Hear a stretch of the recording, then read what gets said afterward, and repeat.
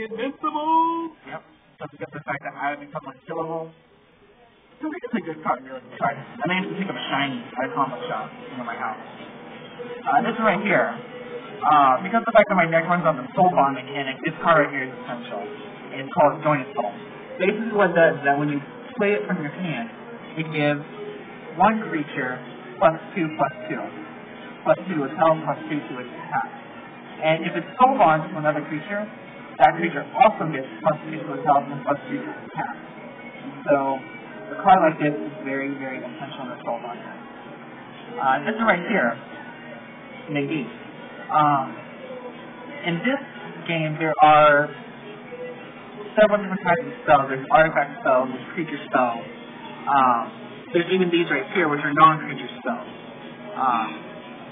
This card right here can counter anything except a creature spell. And so the exile card I brought out earlier, you can counter that with this card. Really, really useful and really good for stalling. And how many of those do you have? 3. I have 3 of all of these except for this one. I only have 2 of these in my deck. Now, this card right here, again, because of the fact that my deck is a soul bond deck, sometimes I get into situations where I need to maneuver my cards around and I need to place them into the proper soul bond to get my combo running. Well, this card right here lets me do that. And what this lets me do is that I can bring a creature off the field and I can bring it back into my hand. I can also play this on my opponent's creatures. And so it's really, really helpful when going up against an enchantment deck. One of my friends runs a Lich deck, which he mainly runs artifacts in it, but he also has enchantment that he puts on his creature cards that make him unblockable, help him to gain life, and all this other stuff. When you play this on one of his creatures, it destroys all the enchantments placed on the creature, and the creature goes back to his hand. And on top of that, you have to repay the equipment cost for the artifact. That's so. It does. I screwed over a lot of good legends. And this right here is my final instant. What this card does is this card is kind of a combination of these two right here. What this card lets me do is that if one of my creatures are the target of a sorcery or an instant, what I can do with this card right here is I can play it, and it basically undoes targeting and negates the spell.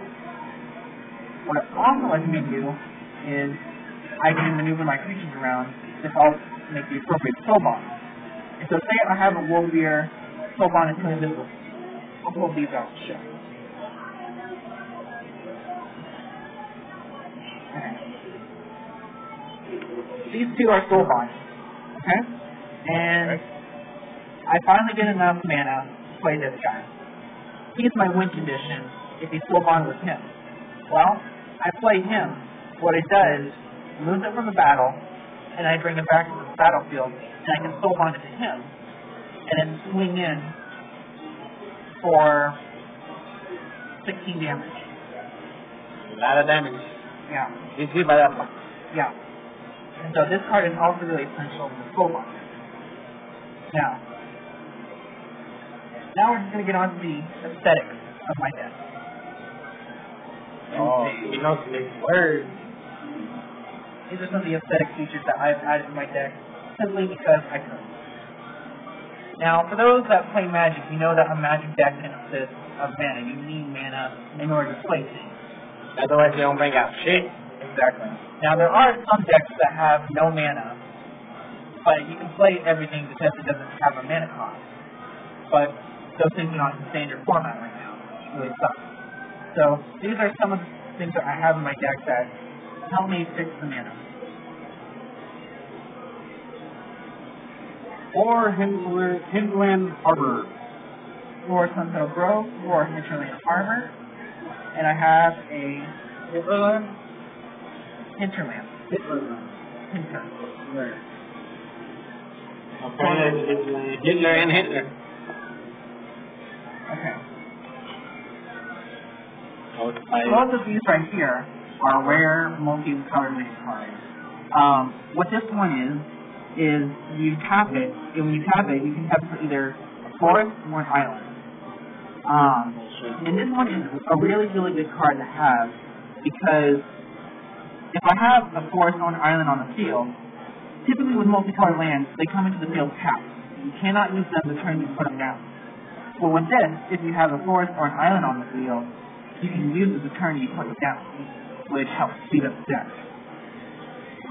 This card is the exact same thing, but instead of it being an island in a forest, it's a forest in a plain, or a green man and a white man. And these are really, really crucial in a multicolored deck. Diversity. So, I have 4 of each. Now, You get more mana for less. with these right here, because of how I am with this deck, I've gotten it down to where I have, with the exception of multicolored lands, You went off the man. there are no 2 land cards that are the same. And all of my forests, all of them are completely different. This, again, is just an aesthetic feature. But some of these lands are actually quite old. These 2 right here are from the Zendikar block, which is no longer in standard. Thankfully, lands don't rotate out of standard. Lands don't rotate out of standard, so I can use these.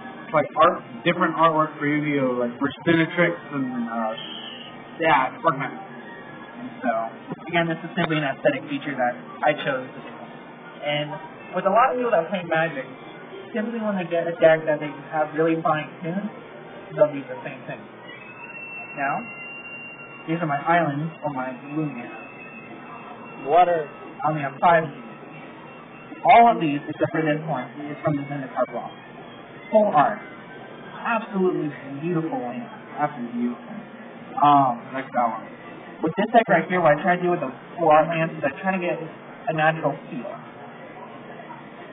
And so, all of them. And I only have 3 of these. All of these full art and all of these from the Zendikar block. I personally don't like this one. I want to switch this one out for a different one. But, that one's pretty. That one's cool. yeah, this one really fits the whole feel of the deck.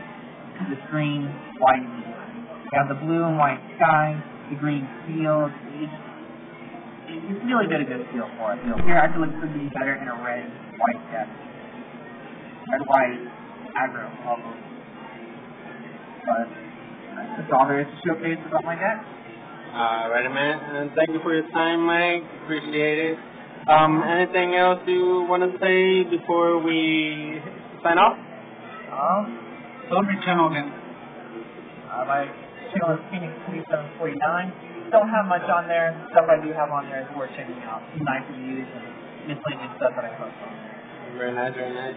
And any advice you got for any Magic player out there that's trying to get into it? What I would do is, first thing I would do, don't buy starter decks. I know that sounds really, really stupid. Don't buy starter decks. What I'd actually recommend you do is I recommend you go online, look up the starter decks online, and buy all the cards individually. By doing that, you can actually save about $2.